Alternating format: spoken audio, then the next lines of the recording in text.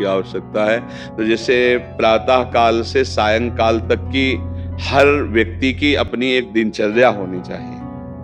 ऐसा नहीं कि आज हम 4 बजे उठे, कल 7 बजे उठे, पर फिर मन को आप कंट्रोल नहीं कर पाएंगे।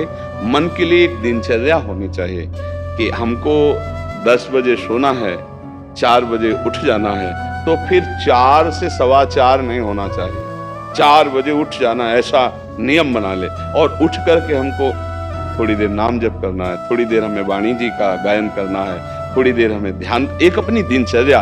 फिर हम अपने संसार के कार्य के नियम, जो संसार के कार्य हैं, उनको भी करते हुए भगवान को समर्पित करें। जैसे जो पद में है, जो आपको राष्ट्र सेवा मिली है, जो आपको समाज सेवा के पद मिले हैं, या आपको जो घर की सेवा के कार्य मिले, उनमें बहुत धर्म पूर्वक आचरण होना चाहिए। अगर आप अधर्म आचरण करते हैं, अपने पद का दुरुपयोग करते हैं, तो आप सुबह जग करके थोड़ा माला चला लीजिए, फिर भी आपका कल्याण नहीं होगा, क्योंकि आप अपने पद का, अपने सेवा का दुरुपयोग कर रहे हैं। जैसे हम जानते हैं कि अधर्माचरण है, ये अधर्मी है, हमें पता है दोषी है, और वो हमको कुछ धन दे देता है, और हम उसको मुक्त करवाने की बात सोचते हैं, और जो निर्दोष है उसको फंसा देते हैं। अब तुम चाहे जितना माला चलाने की कोशिश करो या दान पुण्य करो, वो तुम्हारा अधर्म आचरण, वो अधर्म का धन तुम्हें सतमार्ग में नहीं जाने देगा।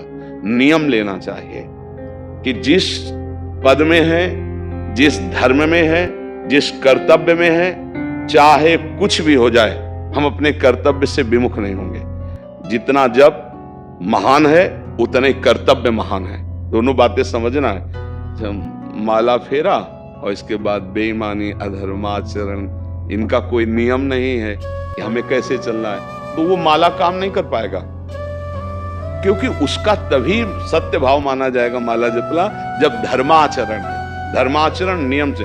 बोले वो बड़े कट्टर नियम वाले हैं, उनको घूस नहीं, आप उनको भयभीत करके नहीं काम करवा सकते, प्रलोभन में काम नहीं करा सकते। ये हमारी गृहस्थी है ना, तो गृहस्थी के पालन के लिए धन चाहिए, और धन के लिए हम धर्म को आगे रखें, धन को नहीं। धर्म को, हमारा कर्तव्य क्या, प्रायः जैसे पूज्य बाबा ने कहा, आज हमारे देश में बहुत दुर्दशा हो रही है। दुर्दशा हो रही, क्यों? क्योंकि सब अपनी जगह से गलत हो रहे हैं। अगर अपनी जगह हम ठीक रहे तो हमारी दुर्दशा नहीं होगी, हमारा भजन कम होगा, लेकिन हम धर्म से चल रहे हैं तो हम विजयी होंगे। हम भगवान को प्रसन्न कर सकते हैं, क्योंकि हमें जो कार्य मिला है वो भगवान का ही कार्य, सृष्टि भगवान का कार्य। जैसे नए बच्चे कुछ वकालत पढ़ रहे थे, तो यहाँ के प्रश्न किया था कि हम जानते हैं कि वो दोषी नहीं है, हम जानते हैं कि वो दोषी है, पर दोषी हमें पैसा दे रहा है, तो हम वकालत पढ़ी इसीलिए, हम उसको जिताएंगे, तो ये क्या कोई पाप है? तो उनका खुला पाप है। बोले नहीं, हमारी कोई ऐसा कंपनी दो, ऐसा कुछ बोले कि हमारी कंपनी को ये सिखाया जाता है, तो हमको तो ये करना ही होगा, अगर नहीं करेंगे तो हमारी वकालत का मतलब क्या रहा? तो नहीं, वकालत का मतलब अधर्मी को मुक्त करवाना नहीं है, वकालत का मतलब अधर्मी के सबूत एकत्रित करके उसको दंड दिलवाना है, और धर्मात्मा को मुक्त करवाना है। अब इसके लिए आपके पास अर्थव्यवस्था अगर कमजोर भी है, तो धर्म व्यवस्था आपकी पूरी है। धर्म व्यवस्था ठीक है तो परिवार स्वस्थ रहेगा, सुखी रहेगा, भगवान आप पर प्रसन्न रहेंगे। अच्छा, फिर हमने तर्क रखा कि जैसे आपकी बहन के साथ कोई गलत व्यवहार करे, आपको पता है, और वो आपको 10 लाख रुपया घूस दे, तो क्या आप उसका पक्ष लेंगे? नहीं, तो फिर दूसरी बहन के साथ किया। अब यहां विचार करना है ना, अपने भाई का अगर कत्ल किए हो, मुझे पता हो कि ये दोषी है, तो क्या हम पैसे से उसको मुक्त करने देंगे? लगेगा कि जान की बाजी लगा देंगे, तुम्हें हम ऐसे ही एक गरीब आदमी की किसी ने हत्या की, तो आपका पक्ष बनता है। पर ये ज्ञान कहाँ मिलेगा? बिना अध्यात्म के ज्ञान तो मिलेगा नहीं। ज्ञान तो इस बात का मिला कि कैसे पैसा कमाया जाए। अच्छा, वो पैसा यदि अधर्म से आया है तो आपकी दुर्दशा कर देगा, आपकी बुद्धि भ्रष्ट कर देगा। तो जो बाबा कह रहे हैं कि आज हमारे समाज की बड़ी दुर्दशा हो रही, उसका कारण यही है कि हमें अध्यात्म का ज्ञान नहीं, हमें धर्म का ज्ञान नहीं, और बड़ी बड़ी गलतियां हो जाती है। बिल्कुल पता है आदमी निर्दोष है, और हम धन के प्रभाव से उसको दंड दे देते हैं। वो दंडा भगवान जब आपको पलट कर देंगे तो आप सह नहीं पाओगे, उसका परिणाम बहुत बुरा होता है। तो इसलिए समाज को चाहिए अपने अपने कर्तव्य का पालन करते हुए एक नियमावली बना ले। जैसे कुछ दुकानों का नियम होता है कि वहां फिक्स रेट होता है, नहीं होता, वहां ये नहीं चलेगा कि कसम से कहते हैं कि तुम्हें हम अपना जान करके कि 100 रुपया मीटर ये मिला है, हम बिल्कुल मुनाफा नहीं ले रहे। नहीं, झूठ क्यों बोल रहे हो? दुकान खोले हो मुनाफा के लिए, झूठ क्यों बोल रहे हो? नहीं लेंगे मुनाफा, हम जितने का लाए हैं उससे मुनाफा लेंगे, पर 120 रुपया मीटर देंगे, कपड़ा बढ़िया है, नाप फिट है, इससे नीचे नहीं उतरेंगे, हमें सफाई देने की जरूरत नहीं है कि हम कसम खाते हैं या ऐसा। जानते हो ये बिजली है, दुकान है, नौकर लगे हैं, तो इसका मुनाफा लेने के लिए दुकान खोलेंगे, कोई दान करने के लिए तो नहीं। तो सबको पता है मुनाफा लेगा, लेकिन एक फिक्स दाम, इसे 10-20 रुपया का मुनाफा लेकर के हम उसको बेच रहे हैं। लेकिन झूठ क्यों बोले? बोले झूठ के बिना धंधा नहीं चलता। नहीं, ऐसा नहीं है।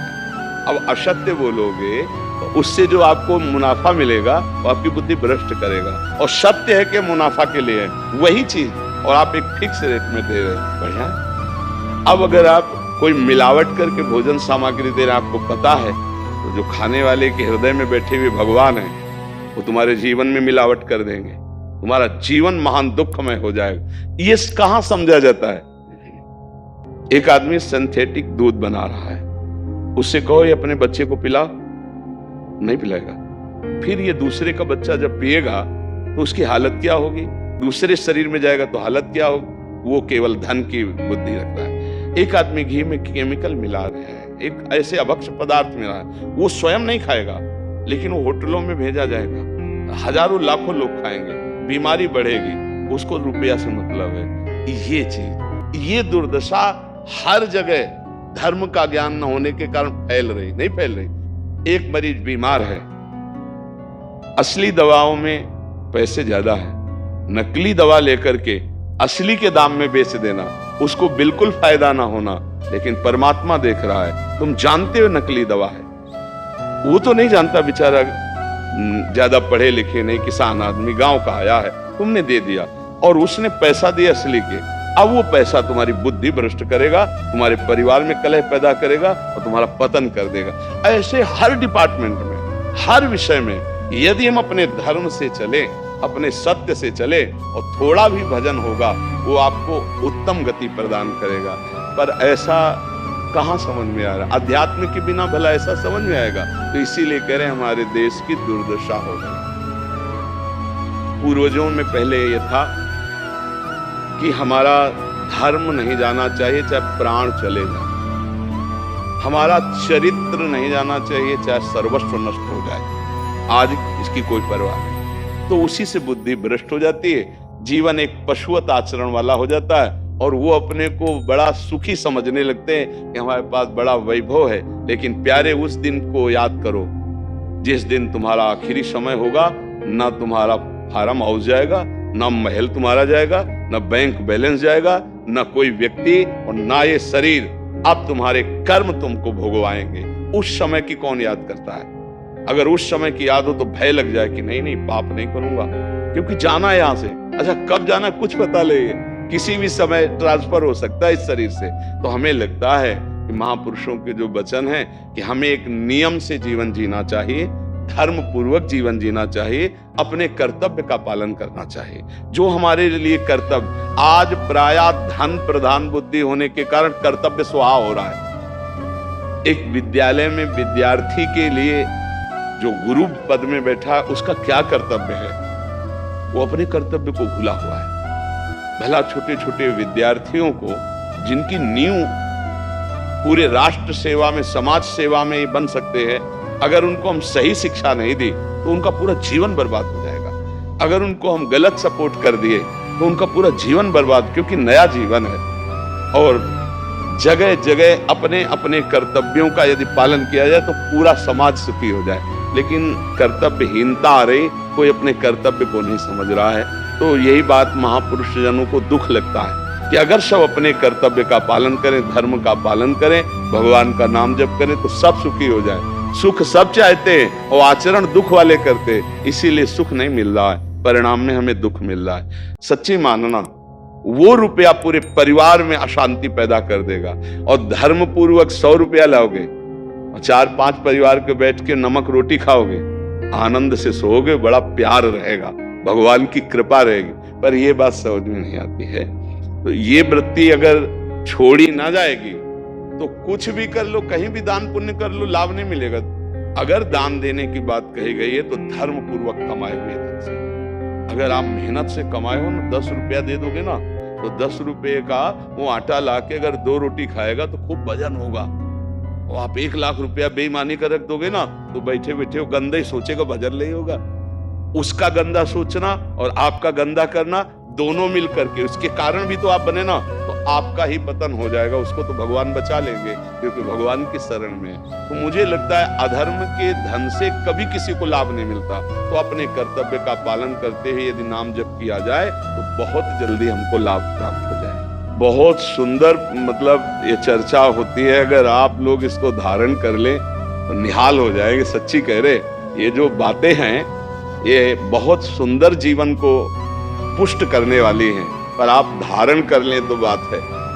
नहीं तो जैसे लाभ दिखाई दे रहा 50,000, तो ये बातें भूल जाओगे, ये बातें अच्छी नहीं लगेंगी। ये यार बहुत बढ़िया काम घर में आएगा, पर हमारी ये बात ध्यान रखना, वो 50,000 घर में अशांति पैदा कर देगा। सच्ची मानना, आप धर्म से चलना, धर्म से चलोगे तो भगवान तुम्हारी रक्षा में रहेंगे। अधर्माचरण, देखो कैसी कैसी घटनाएं होती हैं। बढ़िया कार है, फिल्मी गाना लगाए चल रहे हैं, और वो एक्सीडेंट हुआ, आग लग गई, बाहर निकल ही नहीं पाए, वो अंदर ही जल गए। क्या हुआ? 1 करोड़ों रुपए की कार भूंज दिया तुमको अंदर ही बैठा के, धू धू करके आग लग गई, अंदर जल। ऐसे जलना चाहते हो या भगवान के आनंद में चिंतन करके शरीर छोटे हो फिर दाह संस्कार हो ऐसे कि सब लोग भगवान के नाम का कीर्तन करते ही जा रहे, फिर आपका अंतिम संस्कार वहां जीवित जल गए? क्या हो सकता है? एक एक पल तुम्हारे कर्म का हिसाब होगा, एक एक सेकंड का। ऐसे कर्म करो कि हमारा अच्छा हिसाब हो, बुरा हिसाब। ये मत समझो कोई देख नहीं रहा, वो देख रहा है जिसको हिसाब कर रहा है, वो देख रहा है। उसके लिए कोई वकील या किसी सबूत की जरूरत नहीं होती, वो सर्वांतर्यामी आपके अंदर बैठे ही देख रहा है। तो सदैव जैसे सत्संग सुन रहे हैं, तो अगर हाथ जोड़ के प्रार्थना है, थोड़ी भी बात मान लोगे तो आप सच्चे सुख के मार्ग में चलने लगोगे। नहीं तो भाई बहुत गंदी हवा चल रही है, माया की बहुत गंदगी ऐसी फैल रही। कलिकाल है ना कि ये बातें किसी को पसंद न थी। वो बात बताओ कि हम कितना रुपया कमा ले, कैसे कितने भोग ले, और वो अध्यात्म में नहीं। आपको सच धोखे में मत रहना। अध्यात्म में है, जितना आप धर्म से चलोगे उतना सुखी होगे, और लोक में है जितना धन मिल जाएगा उतना सुखी माना जाएगा। लेकिन वो सुख नहीं है, वो चंद मिनट के लिए हाइलोजन की तरह जलेगा, फ्यूज हो जाएगा। और धर्मात्मा दीपक की तरह जलेगा, पर बहुत काल तक चलता रहेगा। इन बातों का चिंतन कीजिए, खूब नाम जप कीजिए और